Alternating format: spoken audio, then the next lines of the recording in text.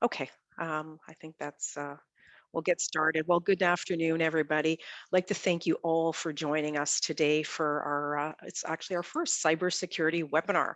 My name is Carla Giacomini. I'm a digital marketing director here at Alterna. I'm really excited to be hosting this webinar today with you.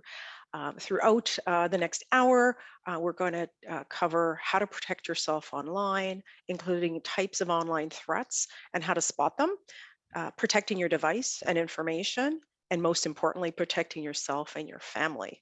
So before we get started on the webinar, I just wanted to take care of a few housekeeping tips, items. And the first is all participants are going to be in listen only mode. Secondly, we will be taking questions. So you can submit your questions through the Q&A function on the bottom panel of your screen, and feel free to type in your questions and we will do our best to answer all of them, time permitting. If your question doesn't get answered because we don't have the time today, we will follow up with you by email with a detailed explanation and responses. And lastly, the webinar is being recorded and it will also be posted to our website later this week, should you want to go back and review it at a later date. So let's get right into it. I wanted to introduce our IT security expert, Roxanne Brassard. Roxanne has over 20 years experience in computer technology and networks, with 10 of those years in information and cybersecurity. Roxanne's passion is cyber awareness and supporting others to remain secure online. So we're really fortunate to have Roxanne here today. So welcome, Roxanne, and thank you for joining me today and talking about cybersecurity. Thanks, Carla. And I just wanted to give a shout out to the marketing team and say thank you for your support in putting this webinar together. I want to say welcome to everyone out there, and thank you for taking the time to join us today on our webinar. I'm really happy to be here. As Carla mentioned, awareness and security online is really one of my passions. So we really want to show you today, or share some tips with you on how to protect yourself and your information online.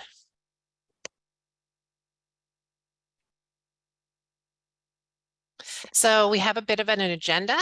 There's a lot of terminology involved. So we want to be sure that you're familiar with the terminology. We're going to give you some tips on protecting your devices, your information, and yourself. So we're going to look at scams, protecting devices, protecting information, protecting yourself. Those are three separate kind of categories that we have laid out. Okay, cyber terminology, and it can be confusing, I know. We're going to stick with the most well-known terms. So first, we're going to look at malware, and malware is often you don't even know that you're acquiring malware. It could be in an email, you click on a link, you go to a website and click on something, and behind the scenes, malware downloads to your machine. The other thing we're going to discuss today is scams. We're going to go into them in a little more detail, but at a high level, we're going to look at phishing scams, so where you get those emails or text messages compelling you, asking you to do something. And we're going to talk about cold calling as well, where someone calls you and says, the sheriff is coming because you haven't paid your visa, or those types of calls that I'm sure everyone has received. The CRA, has put a hold on your taxes, that kind of thing. So we'll talk about how to deal with those and how to protect yourself.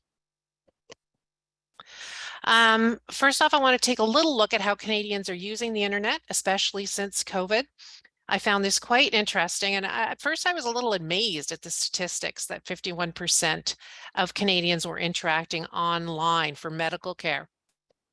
Then I stopped and thought about the video chats that I had had with medical and other professionals during that 3-year period. And I thought, yeah, our lives have really changed.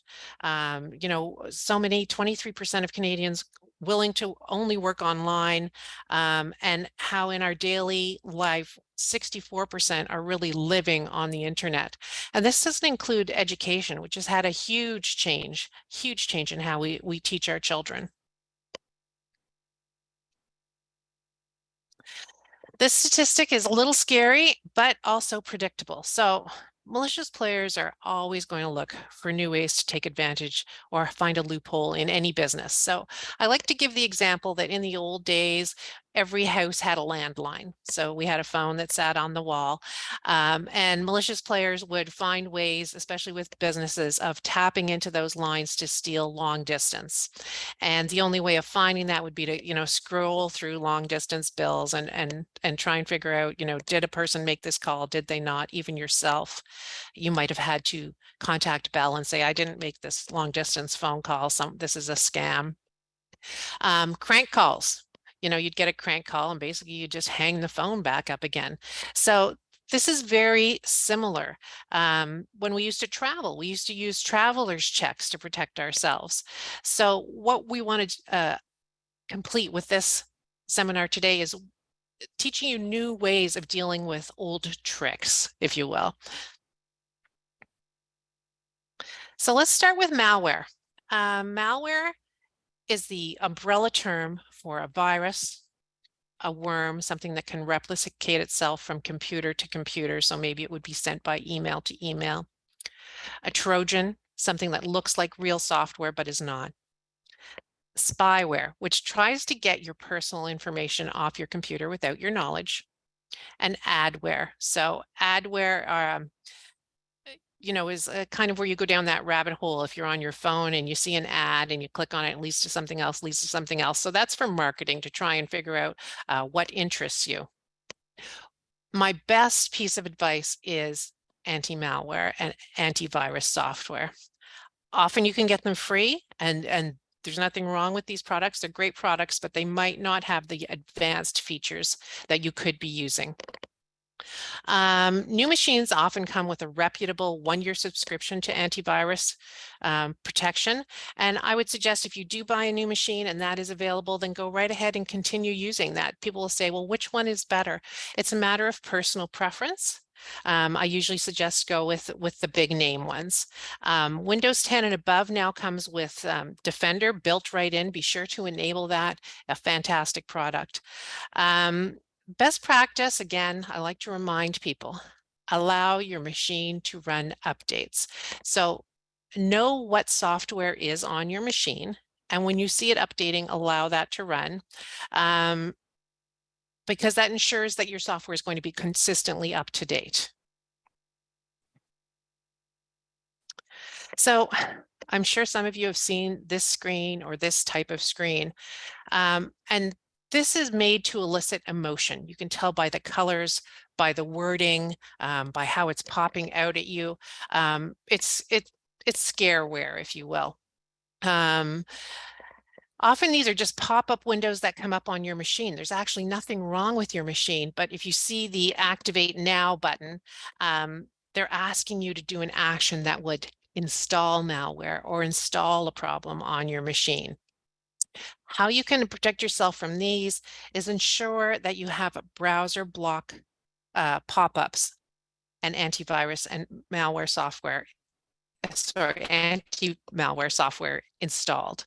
So you can usually Google how to do this. It's not difficult. Again, so this will be blocking pop-ups on your browser. So there's, again, multiple other ways we can protect ourselves from malware. My number one, use a antivirus software. Allow the operating systems to update. Carefully check emails and links, and download only from reputable sites. So if somebody sends you a link and you're like, I don't know, this doesn't look too reputable, don't download from them. You can actually Google and say, is this site reputable? You're going to get information back. The Canadian Centre for Cybersecurity has a couple of suggestions as well, especially if you are hit with ransomware, or malware. So isolate your machine. So disconnect your machine from your internet, from anything else that you have it connected to. If it says on it, if you get that screen, it says this is, Joe's ransomware and we want you to pay in Apple cards, try and determine what kind of malware or ransomware it is. we're going to talk about backups, and this is truly important. If you need to clean or wipe your machine, go to your backup and rebuild it. The other thing you can do is contact the local law enforcement. They'll definitely want to know because they keep track of this, and they will be able to provide you other tips on what to do. And the Canadian Anti-Fraud Center. And we'll take a look at those in a couple of slides from now. Scams. Scams can come in the form of phishing emails, text messages, or cold calling. We're going to look at a phishing email shortly, but we want to review cold calling as well. They're often very frightening, very realistic. And what we don't realize is these callers have gathered information from our social media, maybe from our Facebook accounts, our Instagram accounts. They found out the name of your dog, or that your cousin skis in BC, or these little tidbits of information allow them to create a story. So I like to use an example. My grandfather received a phone call, and this is true. And the caller said that my aunt had been in a terrible accident, and she didn't have any money, and she needed him to send money for hospitalization. It was in the States, and to get the car returned. So my grandfather is a pretty smart cookie. He just hung up the phone and he called his daughter, my aunt, and of course everything was fine. So, but they count on that shock and fear in order to get you to follow through. And don't be afraid to say no. That's my number one. You can say no. You can ask who's calling. You can ask for a callback number. You can just hang up the phone, because if something is really important, they're going to get back to you. Here, they note it's very emotional. Sometimes they're going to offer you something for free duct cleaning, or, whatever that service is. So don't be afraid to say no and just hang up the phone. Here's a good example of a phishing email I received, and this is where I'm going to go over some tips with you. So this is from the Post Service, and notice it's not from the Postal Service or the Canadian Postal Service. When you look at the email address, it's a little off. It's Canada Post, and then there's a bunch of slbrz.us behind it. So this is not a legitimate email address. That's your first indication that something is wrong. I wasn't expecting anything, so why would I get this email from a postal service? That's number two.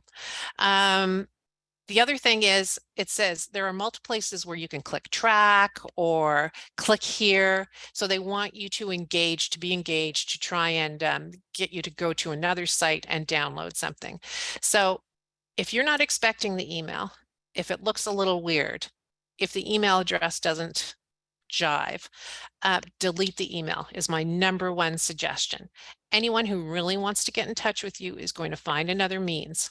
If you're really concerned, so I'm expecting a delivery from Home Depot, and I get this type of an email, I would go online, I would find Home Depot's number and I would call them, or I would look at my order form and find their number and call them and say, did you send me an email saying that my delivery is going to be made today or at this location, or whatever the details were. So go to another way of verifying.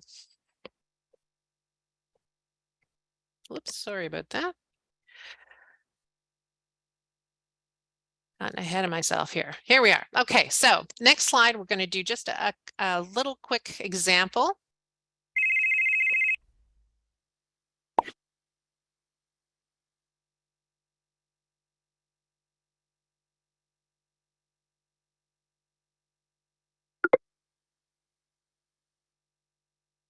So yeah, reiterate, no threatening language, no immediate payment, and hang up. Yeah.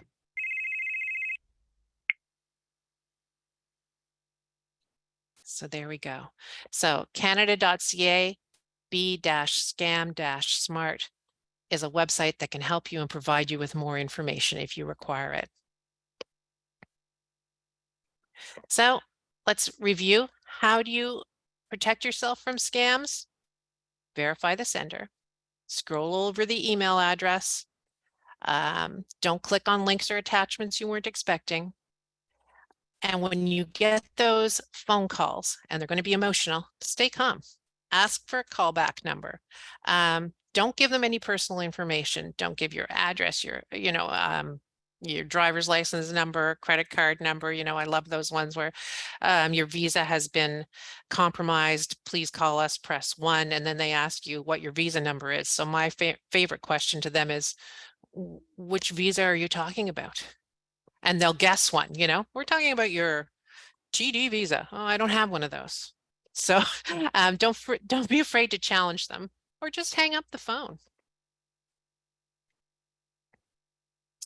So here we are on protecting your device. Again, antivirus software and auto updates. And I like to tell this little story. So my father is an older gentleman, and he was in Florida. My brother went to visit him, and my brother texts me from Florida and says, "You got to call Dad."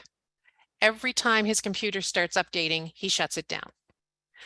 He thinks there's something bad happening. So I called him and I said, "Dad, what's going on?" "Well, it starts running this program." So we walked through it, and sure enough, it was the antivirus program.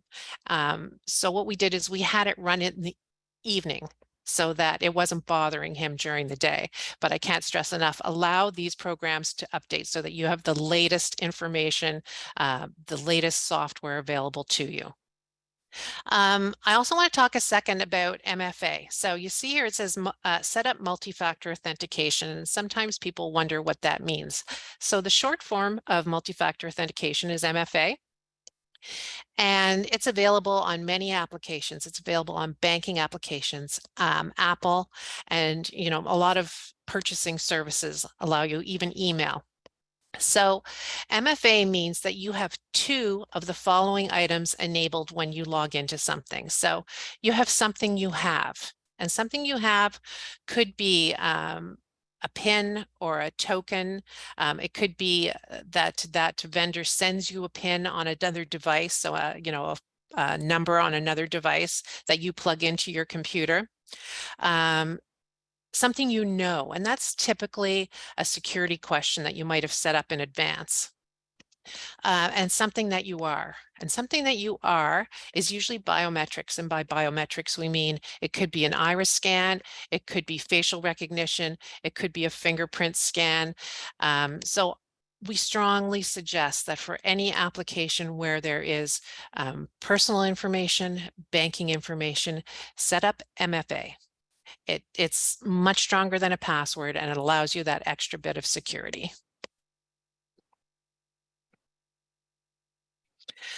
So protecting your information. So let's talk a little bit about backups, first of all. So if you use your computer, and a good example that was mentioned the other day to me was, you're in university and you've got your thesis on your laptop, and your laptop dies, the battery blows up, or you drop it, its screen breaks. Always have a backup of all of your important information. So you can use a USB key. There are large USB keys now that are available.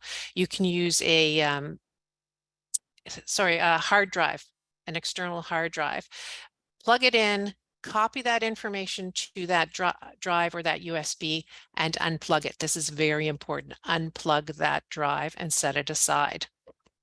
The reason being, if you do get ransomware or malware that hits your computer, as long as that extra drive is not connected, that ransomware or malware is not going to go onto that drive. And if you do have to rebuild your computer, or you lose that computer, you're still going to have that information available to you. Now, many people may back up to the cloud. Another good suggestion, if you're so inclined. I'm a little old school. I go with USB keys, and I have written on them what each one is.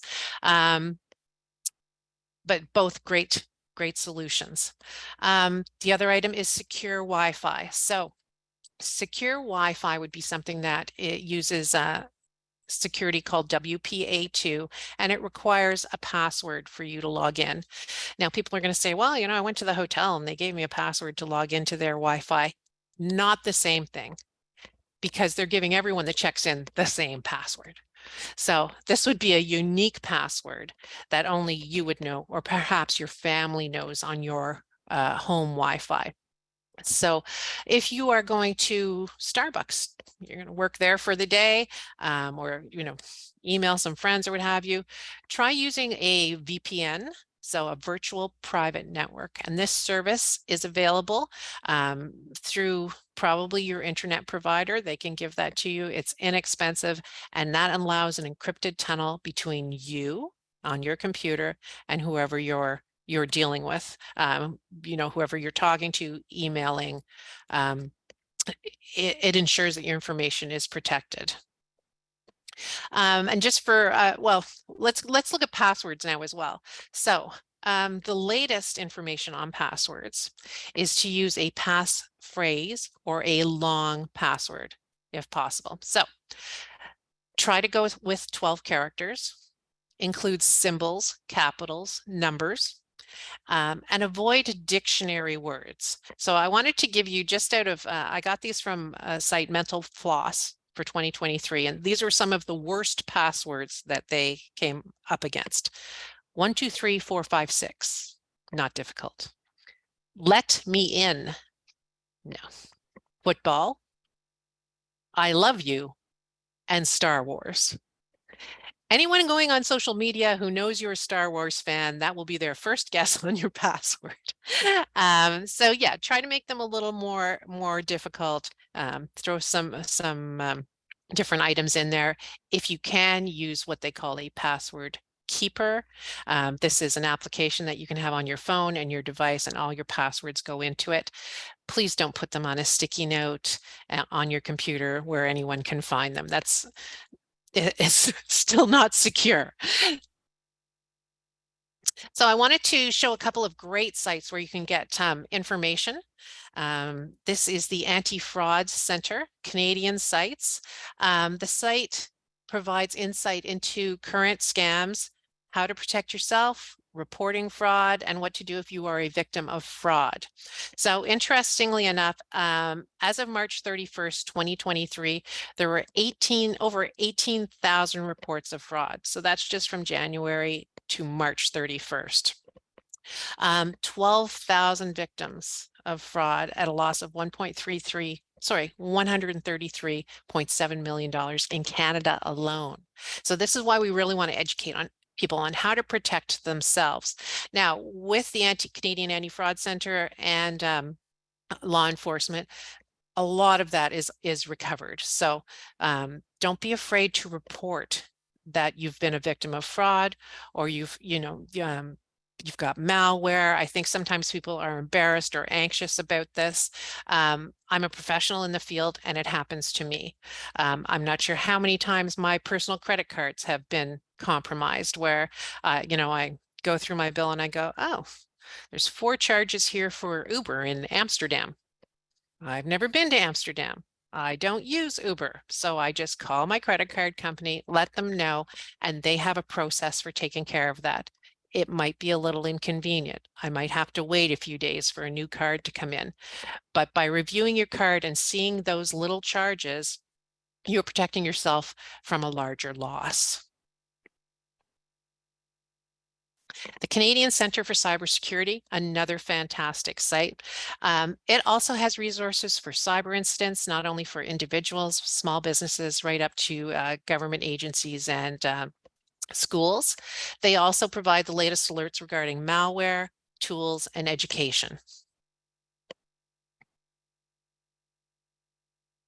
And we have our own fantastic website, alterna.ca.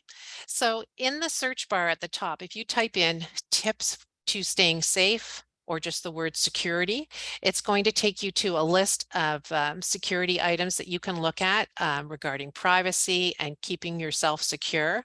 And if you actually scroll to the tips on staying safe online, we have tips as well as some fantastic videos for families. They include phishing, computer hygiene, internet safety, and more. So I really, really encourage people to take a look at this and take 5 minutes to look at the videos. So, protecting yourself. If you are the victim of a scam, stay calm. Don't be embarrassed. It happens to everyone. So definitely reach out to your law enforcement, reach out, use those tools that you have. Immediately change your password. Make a list of any information you believe to be stolen or any fraudulent charges. Have a notebook, keep track of everyone you talk to, those communications. You can get a copy of your credit report from Equifax and TransUnion, although I would probably do that later on. Notify your credit card companies and your financial institutions immediately. They want to help you. And contact police, law enforcement, the anti-fraud to support you as well. So we have a little legal disclaimer here. I'll just take a second to let people read that. And then we're going to move on to questions. So Carla, I am Yeah. going to hand this back to you. Perfect. Well, thanks so much, Roxanne. So much great information. And I get it about that password 1234566. I may have used that once myself, so I could totally relate. Oh, no, don't tell me that. I don't do it anymore though. So Very all good. good. All good. So yeah, we've had quite a few questions that have come through. So let's get started. So there actually have been a few people that have been asking about the recording. So yes, so everybody is aware this session is being recorded, and we will be sending it to all the participants in an email after the session. But it is also going to be posted to our website, alterna.ca, this week. So in case you've missed part of it, you can go back and watch it at your leisure. Okay, so let's get into some of the other questions. A couple of people have asked, what's the best virus malware protection? Roxanne, so maybe you can Sure. enlighten us. Yes. As I mentioned, I usually suggest that you go with the big names, and there are lots of them out there. Anything from, and these are just examples. I'm not endorsing anyone in particular, but you've got Norton, you've got Trend Micro. Basically, you go to your store, maybe Walmart or one of those stores, and there's a number of them on the shelf. All of them have different capabilities. All of them are good. I typically suggest really that people buy them. We're coming up to September when school starts. This is usually when they're going to have the best price. So yeah, take a look at what's available in your flyers. Thanks, Roxanne. So another question that we received was, what should I do if I'm unsure if an email is spam, phishing, malware? Number one solution is delete it. If you are unsure, if you are concerned, if you can't verify it, delete it. As I say, if someone wants to get in touch with you, they will find another way. If if it's, as I said, Home Depot, and you think it's a spoofed email, look up their number separately and call them and say, I've received this email. Is this legitimate? Great, thank you so much. We have another question, which is, when we clear our cache after banking, does that make us any safer? That does make you safer, and that's a fantastic question. The reason being is there's nothing left there in the memory. So I suggest that for anyone, if you use, especially if you go to a library, I don't suggest you do your banking at the library unless you're using a VPN, but let's say you're even just doing a search on something. Clearing your cache is always a great idea. Perfect, that's great. Okay, another question. Will it be, we went through that already. Oh, so this is another one about, and I don't know if it's any different or it's very similar to the malware, but is, what anti-malware do you recommend for mobile devices specifically? Again, I think it's just a matter of what's available to you, what you're familiar with. Often vendors do provide some type of malware protection for mobile devices. I would suggest looking into that initially. Okay, great. Thanks, Roxanne. And where can I report spam or malicious behaviors? Another question that's come in, Roxanne. Spam, you probably report it to your provider. So, if you're with Rogers or whoever you tell us, whoever you happen to be with, I would report it to them. Malicious behavior, I would report to the Center for Cybersecurity or Anti-Fraud Centers. If you go to their web pages, they do have links where you can report behavior. Amazing. Great. Thank you. So we have another question that's come in is, I believe I'm a victim of credit card fraud. Where do I start? What should I do? What's your take on that one, Roxanne? The first thing I would do is change the password on your credit card. The second thing I would do is call my credit card company. And, they're going to walk you through some questions. They are going to open an investigation. They are going to send you a new card. So yeah, don't be afraid to call them. And another one, Roxanne, we touched on it briefly, but they wanted some more information about passkeys. Okay, so by passkeys, I'm assuming you mean passwords, or I'm not really sure. I think it's the passkey holder where you actually those like log me in or what have you. I'm assuming that's what it is. Absolutely. Okay, Yeah. so I call them password keepers. There are a number of them available. Typically, your virus and anti-malware provider often provide one as well. It may come free. You might pay a nominal amount each month. And what this does is you're able to have a piece of software on your mobile device, like your phone or your laptop, desktop, and it has one password and like one question, and it keeps all of your passwords in a vault. So they're all encrypted, they're all locked down, and you only have to remember that one password in order to access it. Typically, I have two. I have one set up for work, and then I have one set up for my personal passwords. I enable MFA, so you have to have my Face ID or my thumbprint in order to open. But in this day, when we really need to have a different password for every single account we have, and they need to be difficult, and they need to be 12 characters. There's no way we can remember them all. I know people say, why do I need a different password for every account? If your Facebook password is the same as your banking password and someone figures that out, they now have access to your banking password or to anything where you have used that password. And trust me, they are going to try and find out what accounts you hold. So that's another great suggestion, is make sure that you never use the same password on more than one account.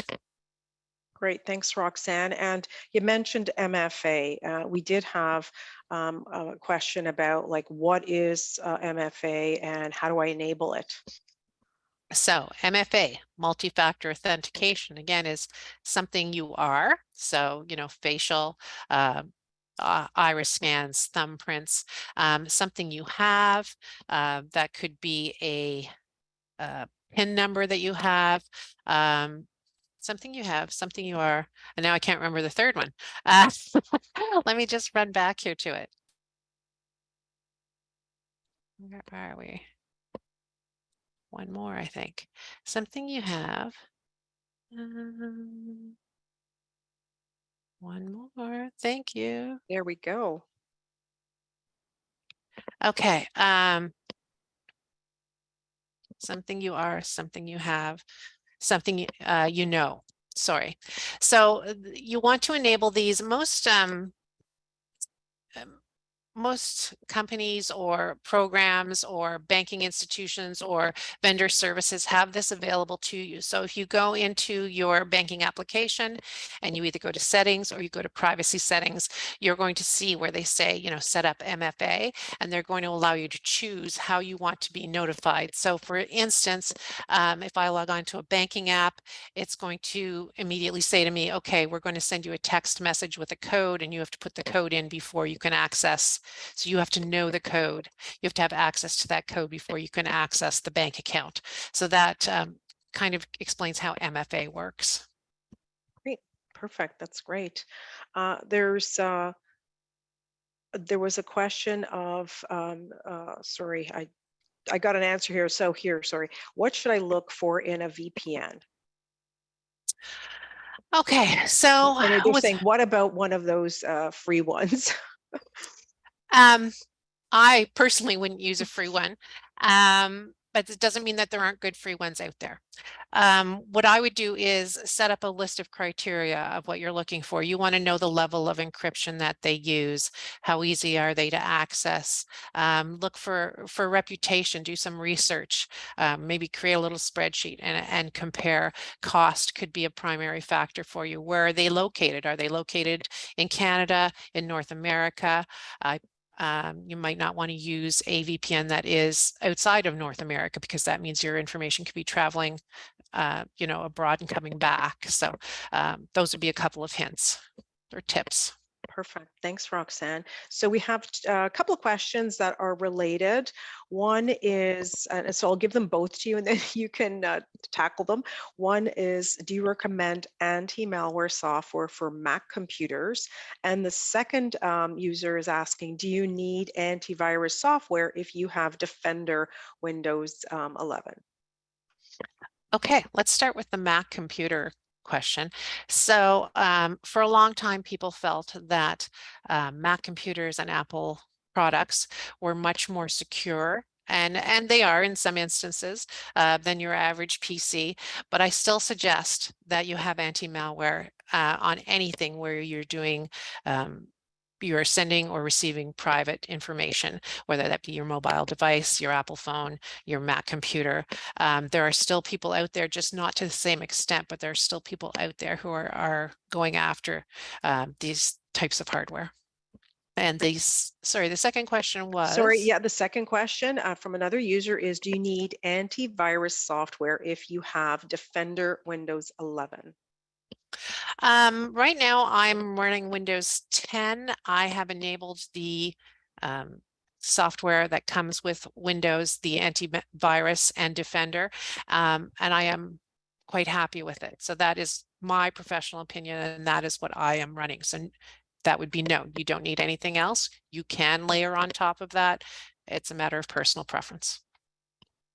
Great, and we're going to switch it up a bit. There's a question about interactive transfers, Roxanne. Are auto deposits via interactive transfer secure? What are the risks with setting up an auto deposit profile?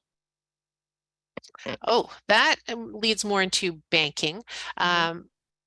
My experience is that they are very secure. I do sit on some teams and we look at this type of transaction.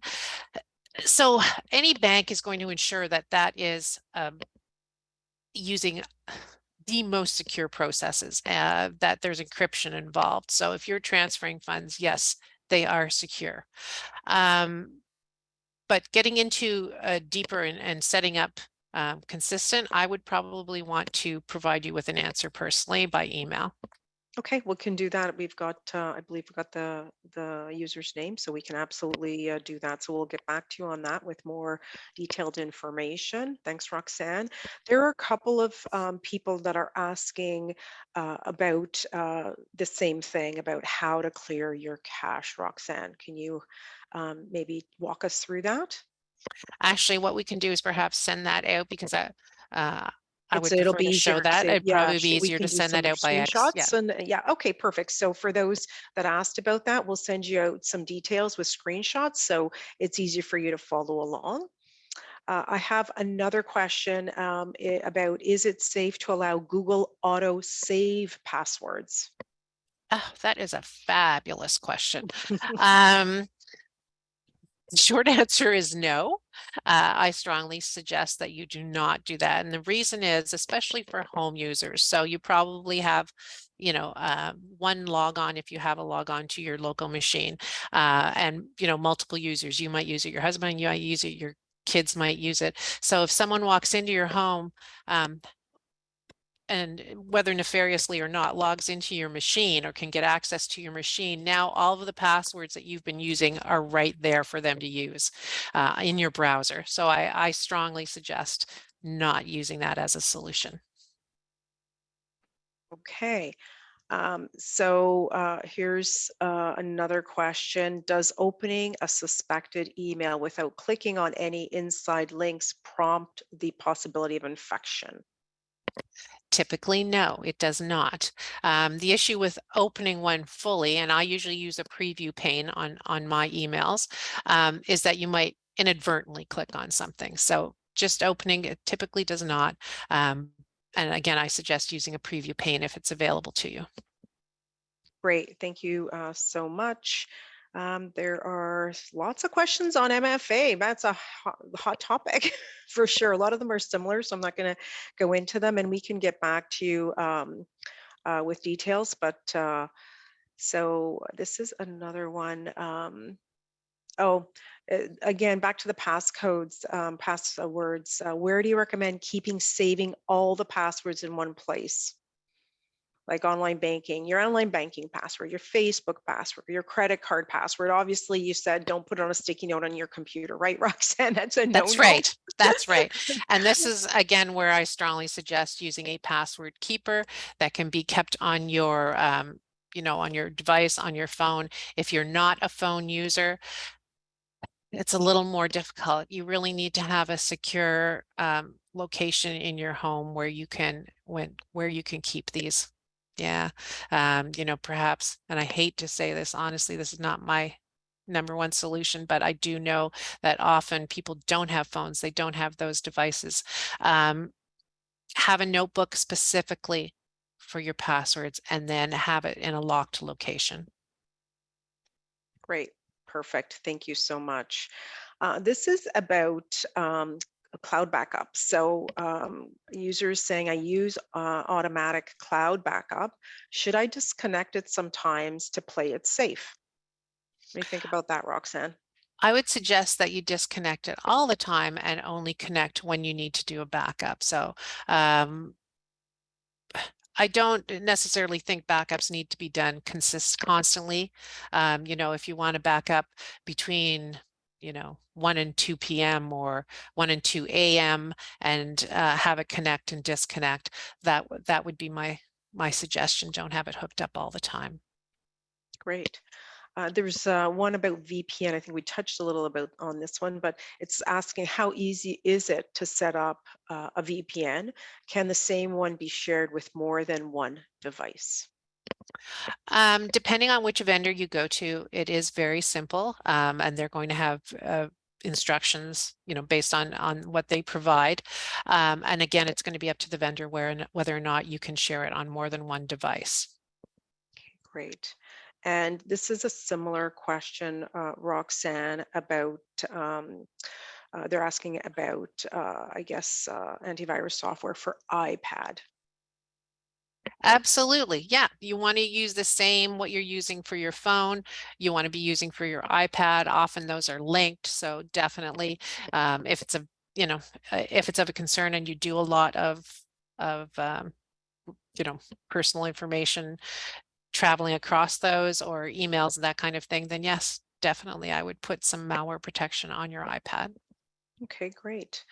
This one is around cookies. So I'm not sure if you're able to give us some input. Is it safe to accept cookies? You go to websites all the time and they ask you to accept cookies, right? So what's best practice there? So often cookies are also used for marketing. So it's time consuming, but I actually go in and look at them and I will accept the ones that are absolutely necessary for the presentation of what the vendor has there. But anything else, where they want to track my use or marketing, I say no. Okay, great. Um, this one is very specific regarding LastPass. So let's give this one a whirl, Roxanne. So facial recognition and fingerprints are a new way of logging into LastPass, which is a password keeper, I guess, I'm assuming. Mhm. I'm worried that this type of information is now in the hands of a third party. Is this a viable way to log into LastPass or Google?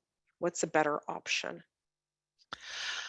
That is a really interesting question. So, um,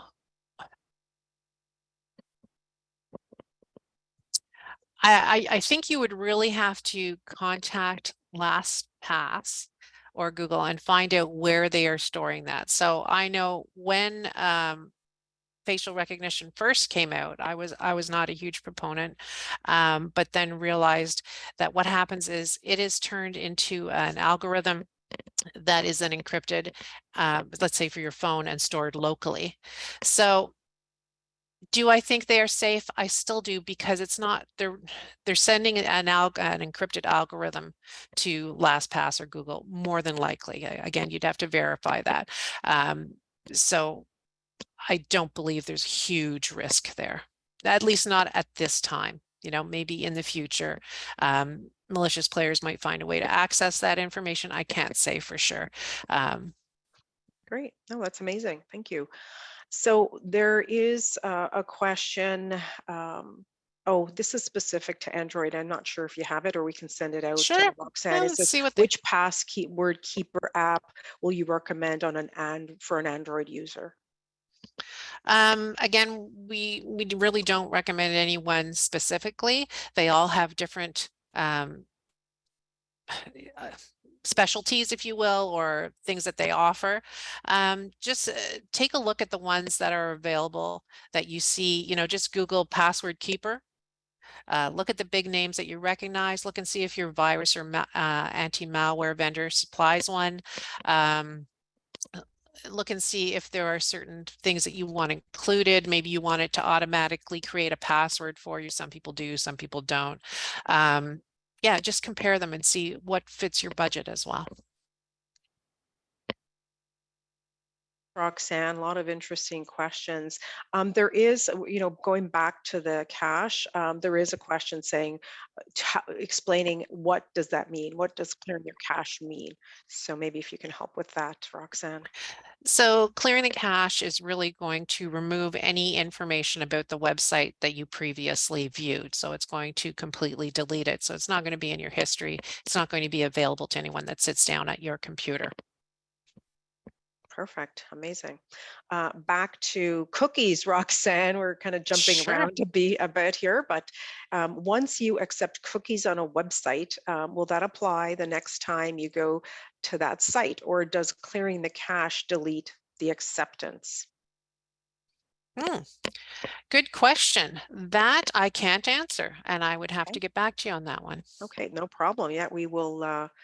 We will get back to with that specific information. So, a lot of good questions coming through, right, Roxanne? Fantastic. Yeah. I'm thrilled that people were so engaged and we were able to answer some questions for you. Yeah, yeah, and I've got in the chat, I see a number of you are looking for the answers to all of these questions, that you'd like them in writing, which is fine. We can absolutely do that for you. And I'm glad that there were so many different questions and people found this so informative. So we're almost coming to the end of the session, and I'd like to thank you so much, Roxanne. It was great information. I learned a few new things as well, and which I guess I should have known, but it's always great, and a refresher is always good. And for everybody that's joined us online today, I hope that you've learned some things as well, and you found it informative. So again, we are going to send you an email. The email will contain a survey, which if you could, please respond to. We'd love your feedback. We want to make these sessions relevant to you, and we're just interested in what we can do better. So if you take, it's literally, I think, 3-4 questions. It's not going to take you long. Just let us know what you thought about it and send it back to you. Within that email as well will be a link to the recorded webinar. So if some people had to drop off or had to, came in late, you have access to see the recorded webinar as well. And again, we will send you answers to the questions separately. And as a group, whoever's requested in the chat will send you the answers to all the questions.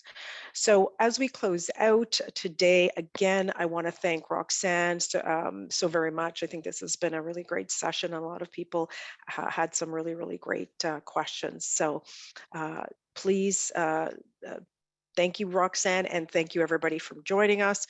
Have a great rest of your day, and we'll see you again. Bye. Bye. Thank you.